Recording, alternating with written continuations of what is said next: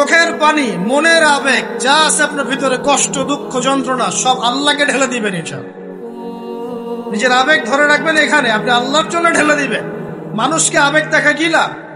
মানুষ আপনার চোখের পানির মর্ম বুঝবে? মানুষ কি মানুষের চোখের পানির মর্ম বুঝে?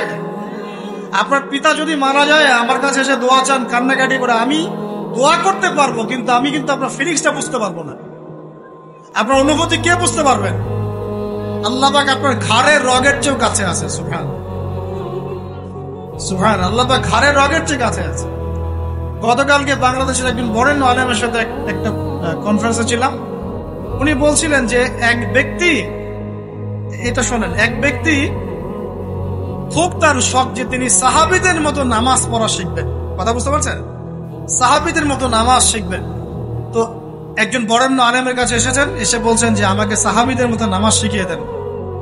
তখন সেই আলেম আরেকজন আলেমের সন্ধান দিয়েছে, যা তুমি তার কাছে যাও, তিনি শেখাবেন। তো সেই ব্যক্তি একটু অবাক হয়েছেন, কারণ যাকে প্রশ্ন করেছিলেন তিনি অনেক বড় মুহাদ্দিস, আর যার কাছে পাঠানো হচ্ছে তিনি অত বড় মুহাদ্দিস নন, কিন্তু আবেদ, আমল করেন। তাকে গিয়ে বলছেন উনি আমাকে পাঠিয়েছেন সাহাবীওয়ালা নামাজ শিখিয়ে দেন। তখন তিনি বলছেন ঠিক আছে, সুন্দর করে ওযু করে আসো, সুন্দর করে ওযু করে আসো। ওযু করার সময় খালি খেয়াল রাখবা যে আমি ওযু করছি শুধু আল্লাহর সন্তুষ্টির জন্য। কি খেয়াল রাখবেন? ওযু করছি শুধু আল্লাহকে রাজি খুশি করার জন্য ওযু করছে, আর কোনো উদ্দেশ্য নাই আমার।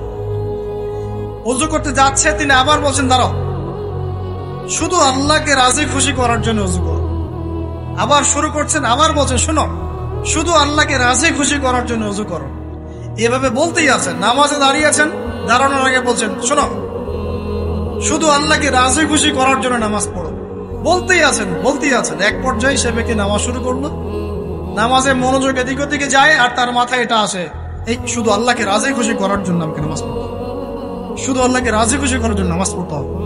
এই চিন্তা তার মনের মধ্যে ঘুরপাক খাচ্ছে। এভাবে নামাজটা সে শেষ করে চিন্তা করছে যে নামাজ তো পুরোপুরি মনোযোগ দিতে পারলাম না। বারবার মাথার মধ্যে এরকম চিন্তা আসছে, আল্লাহ আমাকে তুমি মাফ করে দাও, নামাজটা আমার মনে হলো না ঠিক মতো। তখন সে ফিরে এসে তার সে ওস্তাদকে বলছেন, আমার তো নামাজ এরকম করে পড়লাম, কিন্তু শেষমেশ মনে হলো যে নামাজটা হয়তো কবুল হয় নাই, আল্লাহর কাছে খুব মাফ চাইলাম, আল্লাহ আমাকে মাফ করে দাও, নামাজটা মনে হলো না। তখন সেই যে প্রথম ব্যক্তি যিনি পাঠিয়েছেন তিনি বলছেন, এটাই হলো সাহাবীওয়ালা নামাজ। তারা আল্লাহকে রাজি খুশি করার জন্য নামাজ পড়তেন, নামাজ শেষ করে আল্লাহর কাছে ইস্তেগফার করতেন, আল্লাহ কিছুই হলো না, কিছুই হলো। আমার কথা কি বুঝতে পারছেন? অতএব আল্লাহকে রাজি খুশি করার জন্য আপনি আপনার আবেগ, আপনার ইবাদত সব ফেলে দিবেন, অন্য কারো কাছে কিছু পাওয়ার আশা করুন। অতএব নামাজ আপনার মাদকের দিকে যাওয়া লাগবে না, নামাজই আপনার হতাশা দূর করে দেবে ইনশাআল্লাহ। 2 নাম্বার আমল হচ্ছে কোরআন তেলাওয়াত। যে ব্যক্তি কোরআন তেলাওয়াত করতে পারে নিয়মিত, তার মনের মধ্যে এই হতাশা, এই ভীরুতা, এই কাপুরুষতা কিচ্ছু আসবে না ইনশাআল্লাহ। আমি গ্যারান্টি দিচ্ছি আপনাকে, হতাশা আসবেই না আপনার মনে যদি আপনি কোরআন বুঝতে পারেন। কোরআনের একটা আয়াত নিয়ে কোনো সময় দেখা যায় 2-3 ঘন্টা সময় পার হয়ে যাচ্ছে, আয়াতটা ছেড়ে সামনে যেতে পারছি না। কোরআনের ভিতরে ঢুকলে আপনি দুনিয়ায় ভুলে যাবেন কি হচ্ছে আশপাশে। আমি এমন অনেক আলেমকে দেখেছি যে একটা বই, পাতলা একটা বই, আরবি বই নিয়ে পড়া শুরু করেছেন, যে ফজরের পরে জোহরের ওয়াক্ত হয়ে যাচ্ছে, বইটাই শেষ করতে পারেননি। বুঝতে পারবেন না? যখন আপনি ইলমের ভিতরে ঢুকে যাবেন, কোরআনের ভিতরে, হাদিসের ভিতরে, আপনার দুনিয়ার খেয়ালই নাই। একজন আলেম তিনি এক রাত্রে একটা বই লিখেছিলেন, ছোটি বই, এক রাত্রের মধ্যে। বলা হচ্ছে, তার সম্পর্কে বলা হচ্ছে যে রাতের খাবার তাকে দেয়া হয়েছে, যে আপনি এটা খেয়ে নেন। খাবারটা পাশেই আছে, খাবারটা খাবো, এটা লিখে খাবারটা খাবো, এরকম তার চিন্তা ছিল। ফজর হয়ে গেছে, বই লিখাও শেষ, খাবার এই অবস্থায় পড়ে আছে, ডুবে গেছেন ভিতরে, খাওয়ার মাথায় খেয়াল নাই। এরকম হয়। একজন মনীষী, বিখ্যাত মনীষী, রিয়াদুস সালেহীন কিতাবের রাইটার, সংকলক আল্লামা নববী রাহিমাহুল্লাহ, এরকম সারা রাত চলে গেছে, পাশে 2টা খেজুর, ওই 2টা খেজুর খাওয়ারই সময় পান। হাদিস নিয়ে গবেষণা করতে রাত পার হয়ে গেছে। আমি বলতে চাচ্ছি, যখন ইলমের ভিতরে, কোরআন হাদিসের ভিতরে ঢুকে যাবেন, আপনার দুনিয়ার খেয়াল আপনার চলে যাবে ইনশাআল্লাহ। এই টেনশন, হতাশা, এই সেই বাদ, তখনই আল্লাহ পাক আপনাকে তার পক্ষ থেকে রহমত দিবেন, বরকত দিবেন, আল্লাহ আপনার দুনিয়ার কাজগুলো করে দিবেন ইনশাআল্লাহ। তখন দেখবেন কেউ আপনার দুনিয়ার ওই কাজটা করে দিয়েছে, কেউ ওই কাজটা করে দিয়েছে, কেউ বাসায় খাবার পাঠিয়ে দিয়েছে, আল্লাহ পাক এগুলো করাই দিবেন ইনশাআল্লাহ। তো প্রিয় ভাইরা, মাদকে যাব না আল্লাহর কাছে আসবো? 2 নাম্বার কোরআন তেলাওয়াত, 3 নাম্বার আল্লাহর জিকির। 3 নাম্বার কি ভাই? আল্লাহর জিকির। চলতে ফিরতে সব সময় মুখ চলতে থাকবে, মুখ না চললেও মনে মনে মন তাজা থাকবে, মনে মনে জিকির হতে থাকবে। মনে মনে জিকির করতে পারেন? মুখ নড়বে না, কিন্তু মনে মনে আপনার একটা জিকির হতে থাকবে। সুবহানাল্লাহ, আলহামদুলিল্লাহ, লা ইলাহা ইল্লাল্লাহ, আল্লাহু আকবার। করা যাবে? পারে। মানুষের মন কখনো চুপ করে থাকে না, কিন্তু মানুষের মন অলওয়েজ কিছু না কিছু চিন্তা করতেই থাকে, করতে থাকে না, যতক্ষণ না ঘুমায় মানুষ। তো প্রিয় ভাইরা, বেশি বেশি জিকির করবো। সুবহানাল্লাহ, আলহামদুলিল্লাহ, লা ইলাহা ইল্লাল্লাহ, আল্লাহু আকবার, লা হাওলা ওয়ালা কুওয়াতা ইল্লা বিল্লাহ, এগুলো চলতে থাকবে। আল্লাহ পাক তৌফিক দান করুন। আমরা আমাদের সমাজে যুবকদেরকে এরকম টিকটকে দেখছি, অনলাইনে আসক্ত দেখছি, জেনায় আসক্ত দেখছি, পর্নোগ্রাফিতে আসক্ত দেখছি। আমরা দেখছি আমাদের যুব সমাজকে মাদকে আসক্ত, কিশোর গ্যাংয়ে আসক্ত। এইগুলো কি আমাদের কাম্য ছিল ভাই? আমাদের কাম্য ছিল? এই অবস্থায় কি যুব সমাজ আল্লাহ পাকের দিনের পতাকা হাতে নিয়ে আল্লাহর জমিনে দিন কায়েম করতে পারবে কিনা? একটু আমাকে উত্তর দেন দেখি। এখন এই অবস্থায় পারবে? অতএব অবস্থার উন্নতি করতে হবে কিনা? উন্নতির জন্য রাজি আছি কিনা ইনশাআল্লাহ?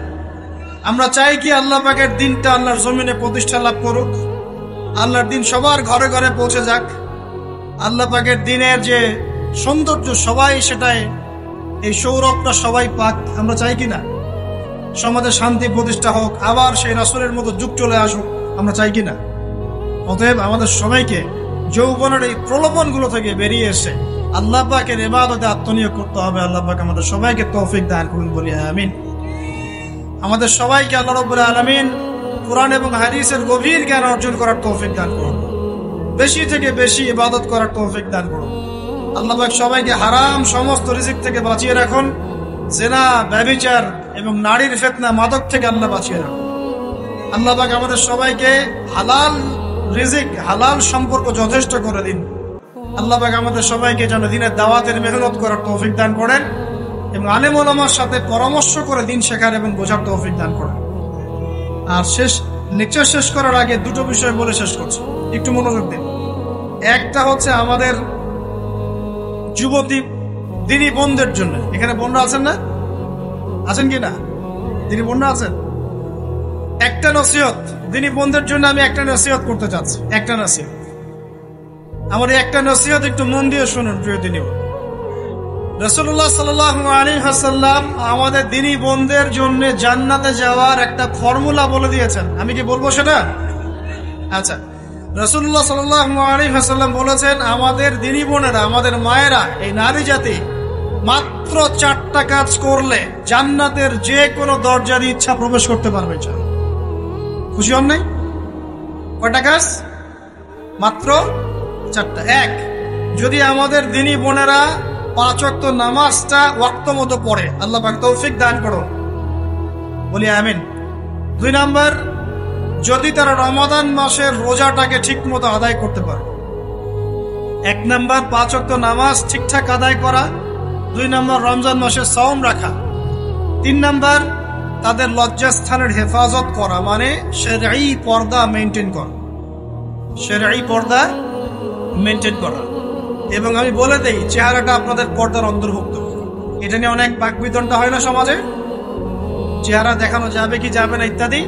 চেহারা আপনার পর্দার অন্তর্ভুক্ত বিষয়, ফুল স্টপ। এর উপরে ফতোয়া অনেকভাবে দিচ্ছে, কিন্তু পড়েন না উলামায়ে কেরামের কিতাবগুলো, ঘাটাঘাটি পড়েন, তাদের ফতোয়া হচ্ছে চেহারা আপনার পর্দার অন্তর্ভুক্ত বিষয়, চেহারা ঢেকে রাখবেন। আল্লাহ পাক তৌফিক দান করুন। চোখ থাকবে খোলা, ঠিক আছে। 4 নাম্বার, স্বামীর আনুগত্য করতে হবে। স্বামীর আনুগত্য, এই যে আনুগত্য শব্দ শুনলেই মানুষের একটা মানে নেগেটিভ ধারণা তৈরি হতে পারে। স্বামীর আনুগত্য মানে কি আমি তার দাসত্ব করব? আনুগত্য মানে প্রিয় দিনী বোন, আনুগত্য মানে দাসত্ব নয়। আনুগত্য মানে কোরআন সুন্নাহর যে বিধানগুলো আপনার স্বামী আপনাকে পালন করতে বলবে আপনি সেগুলো করবেন, আপনি করতে বাধ্য। কিন্তু স্বামী যদি কোরআন সুন্নাহর বাইরে কিছু করতে বলে সেটা মানতে আপনি বাধ্য নন। স্বামী যদি আপনাকে বলে যে সুদ খাও, এই সুদী এনজিওতে আসো, নাম লেখাও। স্বামী যদি আপনাকে বলে যে আসো বেপরদায় বাইরে যাই, সাজুগুজু করে বের হও, চলো ঘুরে আসো বেপরদায়। স্বামী যদি বলে দেবরকে একটু খাবারটা দিয়ে আসো, আমার অফিসের কলিগ আসছে, খাবার পরিবেশন করো, আসো ডাইনিং এ আসো। এই যে হারাম কাজ বেপরদার আদেশ করছে, সুদের আদেশ করছে, আপনি সেগুলো পালন করবেন না। কিন্তু হালাল বৈধ যে কোনো বিষয় আপনি স্বামীর আনুগত্য করবেন, এটা আপনার উপর ফরজ। এই 4টা কাজ যদি আপনি করতে পারেন, জান্নাতের যে কোনো দরজা দিয়ে ইচ্ছা আপনি প্রবেশ করতে পারবেন ইনশাআল্লাহ। আল্লাহ পাক আমাদের দিনী বোনদেরকে এই 4টা কাজ করার তৌফিক দান করুন। আমাদের সবাইকে আল্লাহ পাক জান্নাতের জন্য কবুল করুন বলে আমিন।